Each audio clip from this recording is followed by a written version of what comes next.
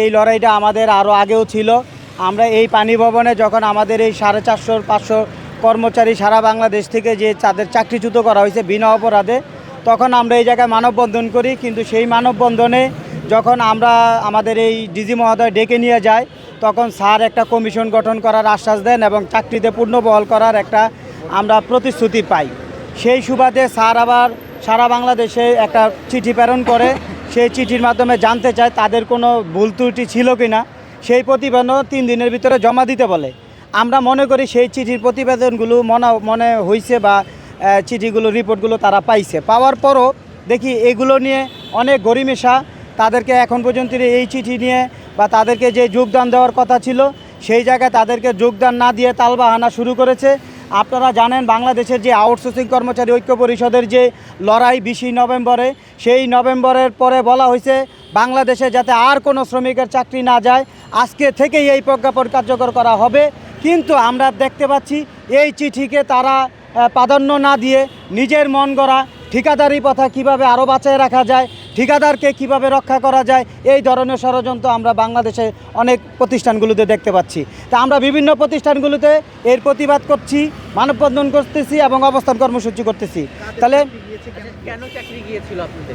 সেটা হচ্ছে আমাদের বিনা অপরাধে বিনা নোটিশে কোনো ধরনের নোটিশ না করে তাদেরকে চাকরিচ্যুত করা হয়েছে। এখানে কোনো ধরনের অপরাধ ছিল না, শুধু তাদের চাকরি এই যে আমাদের পানি ভবন সারা বাংলাদেশে যে কর্মচারীরা আছে, যেমন 64টা জেলাতে আমাদের প্রায় 450 থেকে 500 জন শ্রমিককে বিনা অপরাধে চাকরিচ্যুত করা হয়েছে। যখন আমরা এই হেড অফিসে যখন আসছি এবং আমরা একটু আগেও বললাম যে এখানে আসার পরে আমরা একটা আশ্বাস পাইছি। ডিজি স্যার মহোদয় বলেছেন যে অতি দ্রুত সময়ে এটা সমস্যার সমাধান করবেন। তাই আমি বলতে চাই শুধু এই সমস্যাটা এই জায়গারই না, সারা বাংলাদেশে এক ধরনের সমস্যাগুলো হচ্ছে। তাই আমরা চাই আউটসোর্সিং কর্মচারীদের এই ধরনের সমস্যাগুলো হচ্ছে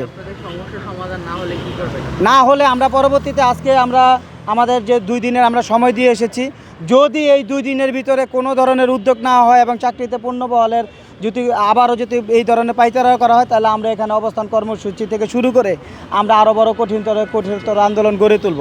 এখন আমাদের মাঝে বক্তব্য আজকে বাংলাদেশ আউটসোর্সিং কর্মচারী ঐক্য পরিষদের নেতৃত্ববৃন্দ একটা দল এই পানি ভবনে আমরা আসি। আপনারা জানেন যে ইতিপূর্বেও এই পানি ভবনে একটা মানববন্ধন করা হয়েছিল। তো সেখান থেকে ডিজি সাহেব একটা সমন্বয় কমিটি করে দিয়েছিল যে কেন চাকরি গেছে এইটার জন্য সারা বাংলাদেশে চিঠি দিয়েছে।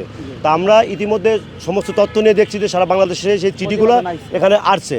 তা আসার পরে আজকেও ঠিক এইরকম একটা পানি উন্নয়ন বোর্ডের আপনার একটা মানববন্ধন ছিল, সেখানে আমরা আসি। একটা পর্যায়ে আমাদেরকে ভিতরে ডেকে নিয়ে যাওয়া হয়।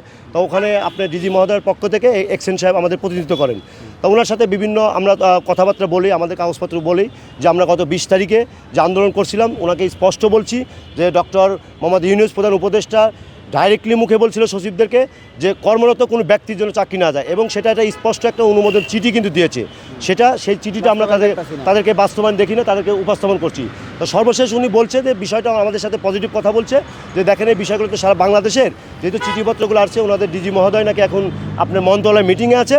তা উনি এই বিষয়গুলো খতিয়ে আমাদেরকে রেজাল্ট দেবে। তো আমাদের পক্ষ থেকে বাংলাদেশ আউটসোর্সিং কর্মচারী ঐক্য পরিষদের পক্ষ থেকে আমরা ওনাকে 2টা দিন সময় দিয়েছি। আগামী বুধ বৃহস্পতিবারের মধ্যে ওনারা আমাদের একটা টিমকে ডেকে এই তথ্যগুলো জানাবে। এবং সেই ক্ষেত্রে আরেকটা মেসেজ দিয়েছি যে এই 2 দিনের মধ্যে যদি আমরা ফলাফল কোনো রেজাল্ট না পাই, আগামী রোববার এই পানি ভবনের নিচে আমাদের চাকরিচ্যুত যারা আছে তাদের সবাইকে নিয়ে এখানে মানববন্ধন হবে। এটাই ছিল আজকের।